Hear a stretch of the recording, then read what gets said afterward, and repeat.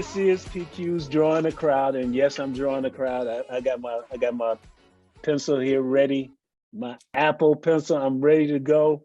And look who I pulled out of the crowd, my man, My man. Darryl Mickens. It's my line brother, my man. Just a cool brother that we connected a few years back, and just like blood. This You man already and know. I. We this is how we do it. So thank you for coming and sitting in the chair today so I can draw you. Brother, I'm humbled, man. I'm happy to be here. Oh man, you are humble. You are humble because when I was asking earlier what all could I say about your pedigree and all that you did, and you're like, nah, don't give all of that. So we're gonna tell part of it. But sitting in the seat next to me, even though it's not next to me, is one of my favorite people in the world, my daughter, Patricia DeAnna. So hi. Hey, Hi, Patricia. everybody. I also have my Apple Pencil, but I wanted to point out that I have a tip on mine. I have a little Do you? tip, so mine is better. Well, I'm going to start drawing this man. And I'm going to start harassing him. Start drawing it. I'll start Let's go. Hi, Mr. Darryl Mickens. How you doing, Patricia? I don't have an Apple Pencil, but I do have my stylus, for my Microsoft Surface, if that counts. I'm just saying. What, Microsoft? Get out of here. Go. Leave. Interview over. Exactly. It's done. It's cool. It's done. Everyone is welcome. We don't discriminate here. There you go. We don't understand. He does have his stick though. He may not have an Apple Pencil, but what's that in your hand? Talk to us about that. Oh man, absolutely, man. You know what? I'm glad you did that because if anybody is familiar with a puff a minute, man, we always start every conversation with what we're smoking, man. So today I have in my possession, man, this Cavalier cigar, man. This is the Lancero from the White series, man, with the Habano wrapper. Love Cavalier cigars, man. Good friends of mine, man. They come out of Honduras right now.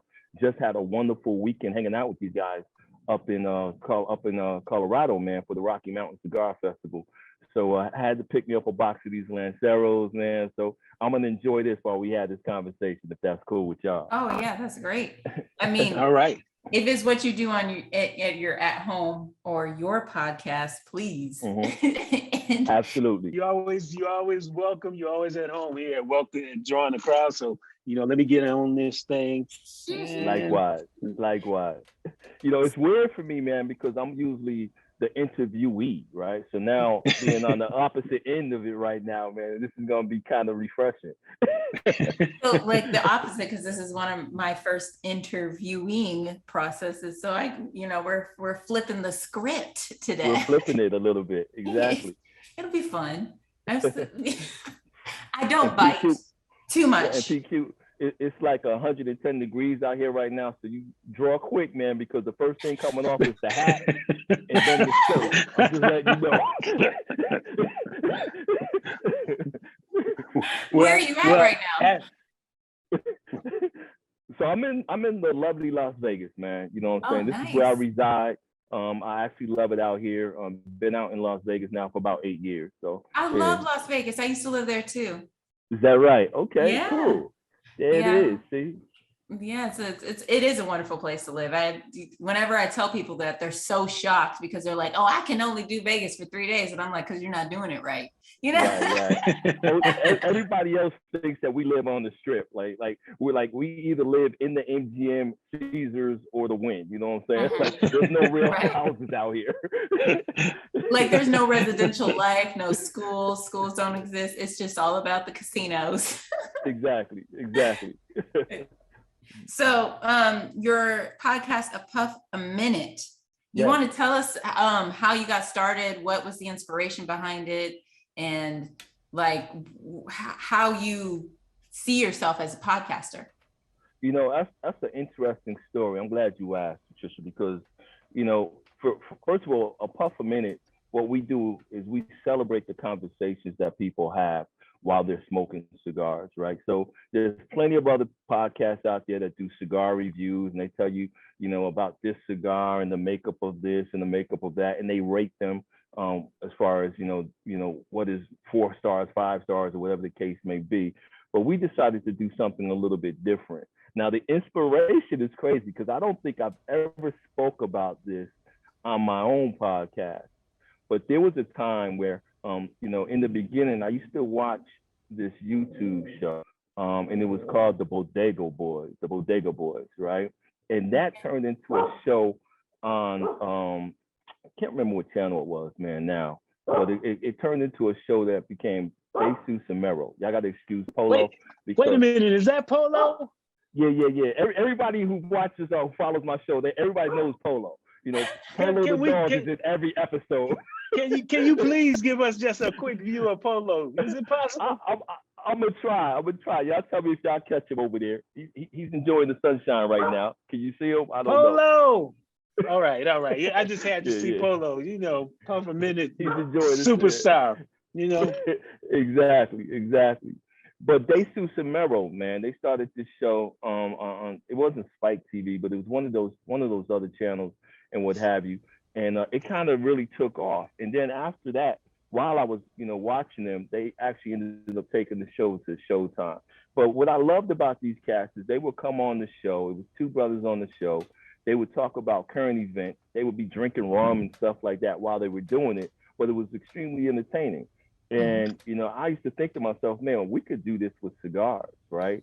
So I have a buddy, man, who's younger than I am, but we really vibe. He's very mature for his age. And we would always sit in my yard and smoke cigars and have these like very, very, profound conversations. So one day I was like, you know what, man, let's turn the camera on just to see what this looks like. And we just continued with the conversation as if the camera wasn't even there. And, and we were playing it one day, watching it back, and my wife's sister came out and she saw it and she was like, man, you guys need to do this all the time. That's really awesome. And Puff a Minute was born in that moment. Wow. That's amazing that you took because I always say this, you do not have to reinvent the wheel. You saw something that you liked, you were like, wait a minute, I got my own concept to something that we can do, and you took it and you have started your own basically legacy. So that's awesome. Congrats on that. Now with your cigar reviews, how did you get into cigar smoking in the first place? I'm very curious because I've never had one before. Really? Yeah. Cigar smoking for me, there was a time in my life when I used to deal with a lot of stress. I was a corporate executive, being in the boardroom all the time and having to make very difficult decisions that really impact people's lives, dealing with, corporate politics and, all of that type of stuff, man. And being an African-American executive, which is kind of rare anyway, you always felt like, you had to really defend your the reason why you were in the room, right? So there was always someone either trying to take you down because of who you were or because of who you weren't, right? So you always it was just a lot of stress, right? So that really used to play a role, on my psyche, and plus, having the military background and having seen things that you can't unsee, that also was a form of constant stress in my life as well.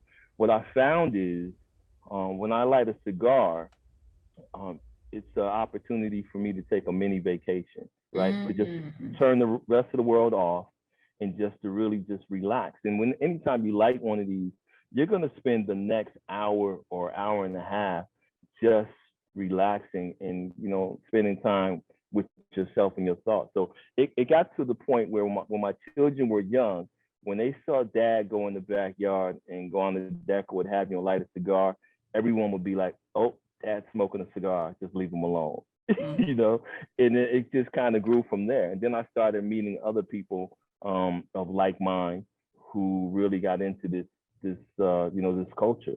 Because it is actually a culture. I caught the parts that really intrigued me, which were, you said that, having a cigar allowed you to relax for the next hour. Yes. I personally have, I started meditating like a few months ago. And some of my friends who got me into meditation, they've been telling me about how like meditation isn't just like sitting alone and, Yes. like that, it's also very active. And it seems like this is an experience you go through with cigar Yes. smoking. And then the fact that you have found community in it as well seems like Absolutely. very, very meditative. So that's awesome. Yeah, it really is, man. And I think I was about to touch upon, some of the things that people, the negative thoughts that people have as far as it being an unhealthy habit and things of that nature. What I like about cigar smoking is the fact that you don't actually inhale the smoke, right? You just kind of taste it, and then you let it go. So you don't really hear a lot of people having, complications and stuff like that from cigar smoking, as you would from some of the short tobacco products that are out there, right? So yeah, there's that as well. So. And I'm also kind of a big fan of not telling people what devices or what vices they can and cannot have, because sitting down for an hour is actually supposed to be more dangerous than smoking a cigarette. On that note, like, if you're an adult, you can choose how you want to vent, because it'd be stressful out here. Just as a fun one, besides cigar smoking, what are your other go-to guilty pleasures? Oh man, they kind of go hand in hand, right? I also love to golf. I like to smoke cigars while I'm golfing. So that's something that I love to do as well. I'm actually just starting to get back on the golf course. I recently had a knee replacement surgery. So that took me out of it for a while. But last week, I actually played 18 holes for the first time in a few months and got through it and did pretty good. So I felt really, really good about that. So congrats, man. Congrats. Yeah. Golf was fun and hard. So the fact that you made it through 18 holes says a lot. I enjoy, as the Cigar Mick persona, I get to host a lot of events as well. So that's also fun for me. I host on a regular basis at Tap and Ash Cigar Social Club here in Las Vegas. We have been doing events together even before the lounge was open for the last few years as well. So that's always fun. And I have a charity event that's coming up in New Jersey next month that I'm really looking forward to. So another cigar charity event as well. So things like that, man, they just give me joy. And I love to travel. Right. So who doesn't love to travel? Right. So, right. Here it is. It's so you live a very varied life. You have a lot going on. You've got your cigar company, you've got your golfing and you're hosting events. And then I heard you have a wedding company as well. Yes, absolutely. Okay. So what do you not do? Travel. Exactly. I try to live life to the fullest.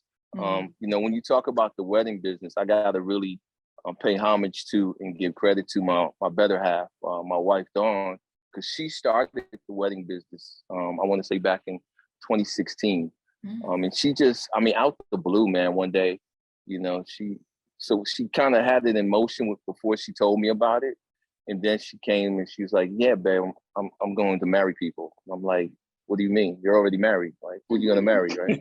So nice.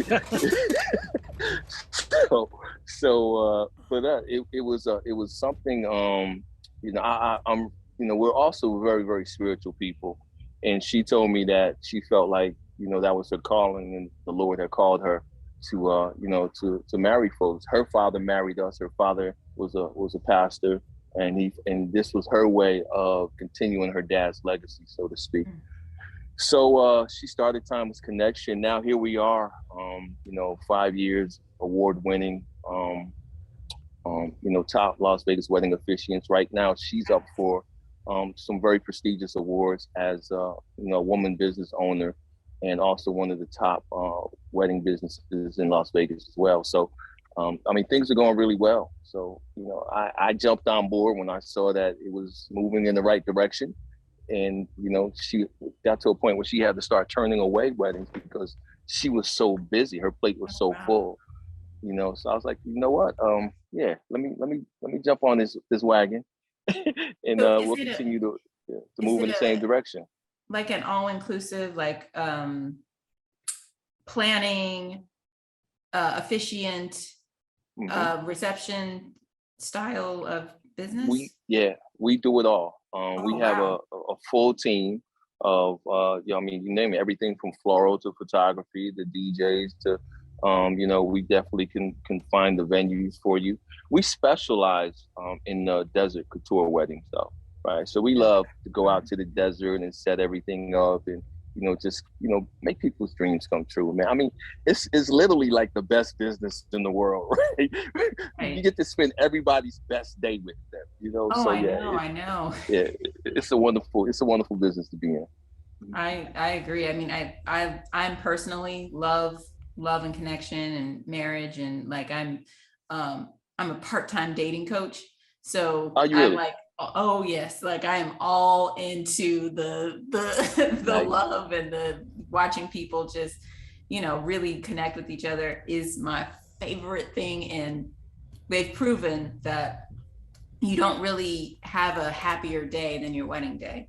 I They've agree. taken there was a scientist that actually went and studied this. He actually went to people's weddings and tested their what is that called? The serotonin levels. Really? Yes. Yes, and they found that the bride and the groom, of course, were the happiest, but then the mother of the bride and the mother of the groom were also as almost as happy as like everybody else, and everybody had like such high serotonin levels compared to like Yes. the week before. So they tested everybody's blood the week before and then Hmm. the day of the wedding, and it was like a huge difference. So it really is the It happiest day of your life. it is, and it's really that infectious.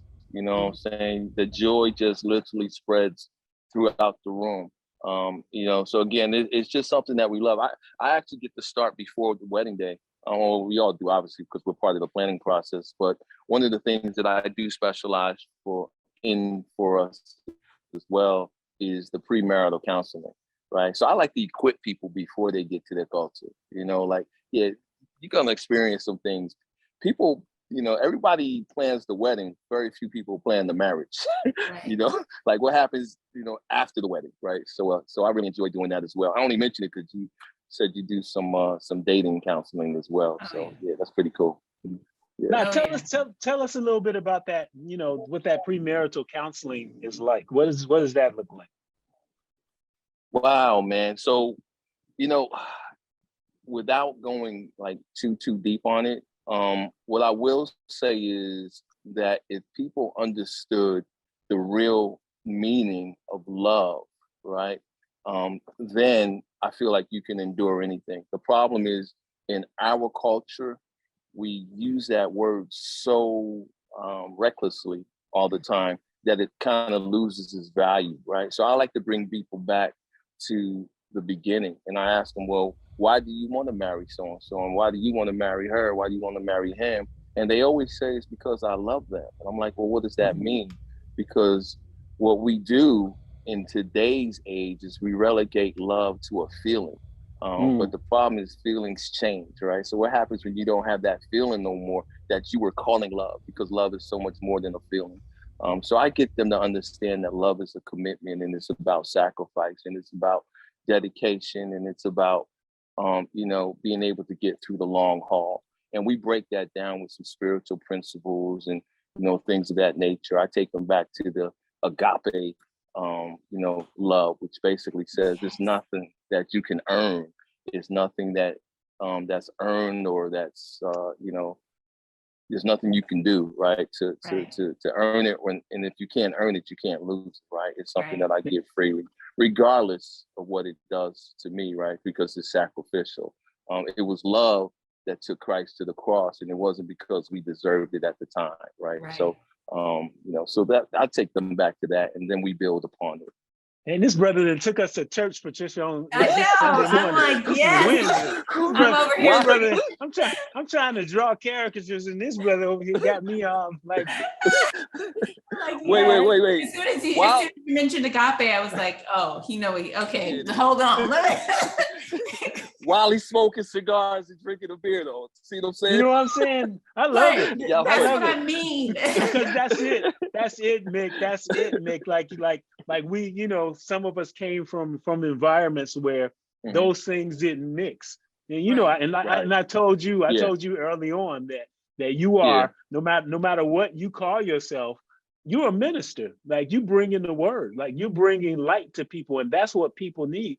You know, it's not always got to come from very biblical perspectives or inside of a building that like we call a church, but when you're out here and you're sharing light with people, man, that's ministry right there, brother. You preaching the gospel. That, brother. Yeah, you should talk to some of my clients. No, just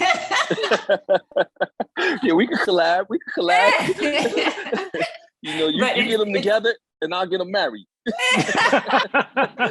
We got to get them healthy first. That's the issue. Is a lot of them are they're not in positions to be in relationships yet. They're still like becoming whole people and learning how to love themselves so that they can, and then in turn have agape, because a lot of them don't have it. They don't know how to have love for humanity at all. Right, you know? right. And so because we're not taught that, and we don't see that, right? It's not in our media. It's not in the movies. It's not on TV. Not that type of love. We grew up in a society that's really all about, you know, you got to get yours first, right? You got to take care of yourself, and then everybody else comes secondary. We try to reverse that a little bit, but I applaud you for what you do, because I wish I had more people that came to the altar, or that came to us, who were a lot healthier to begin with. It would definitely make our jobs a lot easier, right? Because again, you know, we can get you married, but I want to see you stay married, right? So that's the main thing, right? It's the staying married and staying healthily, like happily married, like where you when you see those couples that they just vibe, like they just seem to get each other. There's that verbal communication and the non-verbal communication thing going on at all times within a relationship. I can't get enough. Like I know that's if it ain't that, I don't want it, you know? Exactly. So, yeah, it's wonderful that you are in, I feel like, one of the most important businesses in the world to me. Thank you. Yeah, I appreciate it. Do you feel like with all of these different things, you have a lot going on, like I said, and I'm also like a multi-passionate person, as you can tell. And sometimes people, when they're talking to multi-passionate people, they're just like, oh, you're so all over the place. How can you define yourself? But I feel as though we actually define ourselves a lot easier than maybe those people who pick like one thing to present their passions off of. So how would you define your purpose? Oh, wow. I think my purpose is, at the end of the day, we all share purpose, right? And our purpose is to be a light, you know, to those who are around us. I always used to say in my younger years that whatever you're doing, people are watching you, right? They're watching you for two reasons. I said they're watching you because they want to see you fail, right? Because that way it gives them excuse for their life. And say, see, I knew I shouldn't do that or this, that, and other thing because X, Y, Z. But they're also watching you because they want to see you succeed. Because if you succeed, then they know that there's hope for them as well. My goal is to succeed at everything that I put my hands to, right? Because I want to give hope to other people and say, you know what, if you know, if a little cat from Paterson, New Jersey, right, of all places, can succeed, right, and live a well-rounded life and be a successful cog in the wheel of society, then there must be hope for me too, because I'm far more talented than that guy, right? So that's really what it comes down to, man. I just want to give people hope. I want to share love. I want to share compassion with folks, and that's really all it really comes down to. And at the same time, I want to live a life that is that leaves a mark, right? I want people to look back on. I want my children to look back on the legacy and know that it's okay, that they can enjoy their lives, they can have fun, and they could live their best lives, right? That's what we used to say, living our best life. You know? Right. Living your best life. So if Exactly. you were to have a conversation with your 10-year-old self, what do you think you would say to your 10-year-old self? And what do you think your 10-year-old self would say to you? My 10-year-old self would have been a little bit more fearful about the future. You know, yeah, my 10-year-old self would have been afraid of life and afraid of death. You know, and what I would tell my 10-year-old self is, you know, Darryl, it's gonna be okay. You know, just do your best. You know, do the best that you can do. And that's literally the advice that my dad used to give me, that I gave, you know, all my children. He said, whatever you put your hands to, son, just be the best at it, right? It doesn't matter if, you know, if you're going to be a corporate raider, or if you're going to be somebody who cleans the front of the sidewalk, whatever the case, maybe just be the best at it, right? And you'll have respect in what you do. So that's always been my goal, you know, from the time I was in the military or what have you, to just be the best at whatever I was doing at the time. You know? And again, yeah, that's my best. That's not, you know, that's based on my scale, right? On what I consider being my best. So yes. That's awesome. I'm also a big fan of doing your best versus trying to like be everyone else's best, because everybody has their own subjective thing of it. But I find with myself personally that the closer I am to what I like to call radical honesty, or just saying what I like and, you know, deflecting from what I don't like, and, you know, getting really honest about like what is going on, the more pleasurable my life has become. And I have a feeling you are on that same path. Like you seem to speak a lot of truth to power. You seem to sit very close to the truth, is what I mean. And how did you get there? Yeah, I intend to. But you know how I got here is really I'm the product of two wonderfully well-rounded, outstanding parents. You know, and I've always had that. You know, I'm big on that, right? I really am, because I know how fortunate I am, especially in our community, right? So a lot of times that's rare. When I was growing up, I was probably one of the only ones of my friends, you know, who basically had both parents at home. My mother was an educator, and she always, you know, stayed on us, right, on the importance of education, right, and how diction and things of that nature can open doors, and when you're able to express yourself in a proper manner. My father was, you know, number one, he was a hard worker, right, and that was a guy that you just were not going to outwork. You know, you weren't going to outwork my dad. And secondly, he was an entrepreneur, and he owned multiple businesses as well. So he was somebody who, you know, who knew how to corral his talents and be able to focus them in different areas as needed. So that was something that I had really gained from him. So at the end of the day, I think, you know, I'm Earl and Catherine's son. You know, at the end of the day, and you know, I have to pay homage to them, as well as, you know, all of my ancestors, because I come from a long line of ministers, and I come from a long line of people who sought the face of the Lord first. I believe that many of the blessings that have been on my life are due to the prayers of my ancestors and those who've gone before me, right? So, you know, so my intention is to continue to lay that foundation for those who come after. That's beautiful. So who did you get your charisma from? My charisma? Yes, you have a ton of it. I'm just like listening. I'm like, oh wow. Keep talking. That's hilarious. I would have to say probably my father was a very, very soft-spoken and quiet individual. That can be charismatic, you know, too. he, you know, exactly. And my mother was a lot more outspoken and things of that nature. I think it's the combination of the two that gives me the uniqueness, if there is any, that I have, right? So I think my father was about presence, right?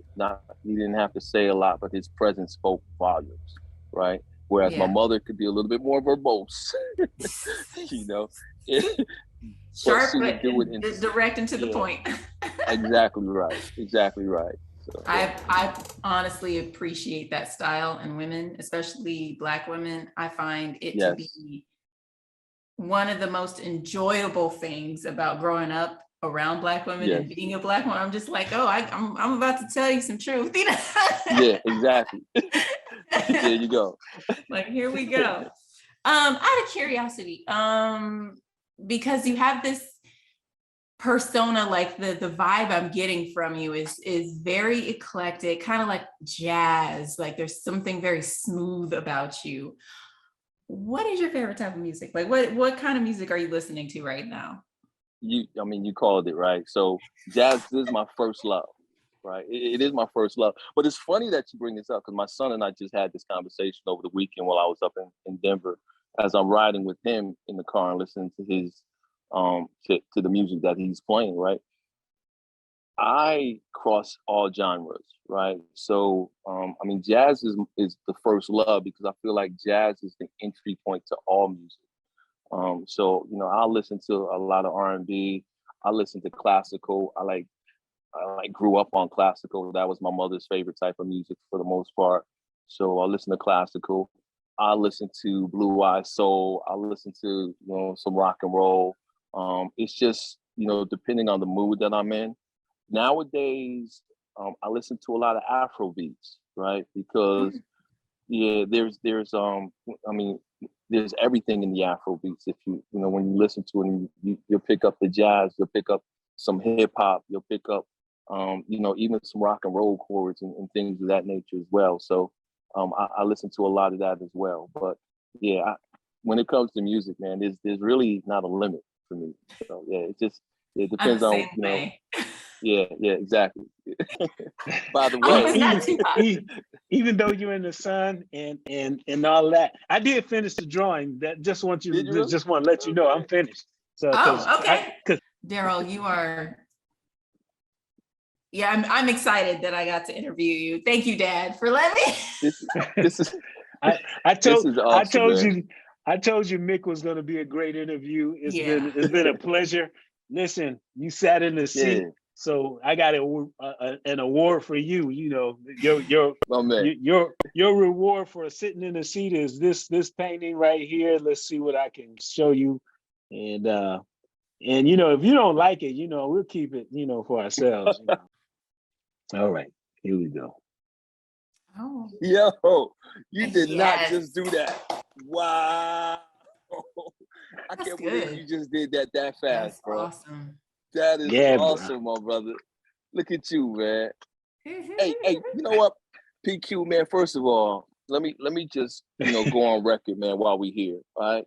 You are an amazing talent, my brother. I have the utmost respect, for your God-given talents, man, and what you bring to the community. I am just like humbled, man, and I'm in awe of the image of me that you just created on the spot while we're here having a conversation, man. I'm like, that is awesome, man. Actually, I think you even made me look better. So thank you for that. Stop it, bro. Stop it. And congratulations, man, on the podcast, man. Seriously, congratulations, PeQue drawing a crowd, man. I know that this is going to be a huge, huge success for you. Anything that we can do from the A Puff a Minute platform, man, to shine a light on what you got going on, man, it's done. Just say the word, brother. So I'm so proud of you, man. I thank God, man, for bringing you into my life, man. Real talk. Likewise. We where we met, we didn't stay there, but we went there. We met there because we needed each other, man. I needed you in my life, brother. I needed you in my life, so absolutely. So it's been a pleasure, Mick. It's been a pleasure.